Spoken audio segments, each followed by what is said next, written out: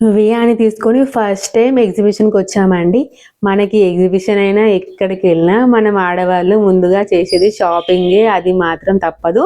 Entry అవ్వగానే via కోసం కొన్ని ఐటెమ్స్ తీసుకున్నామండి.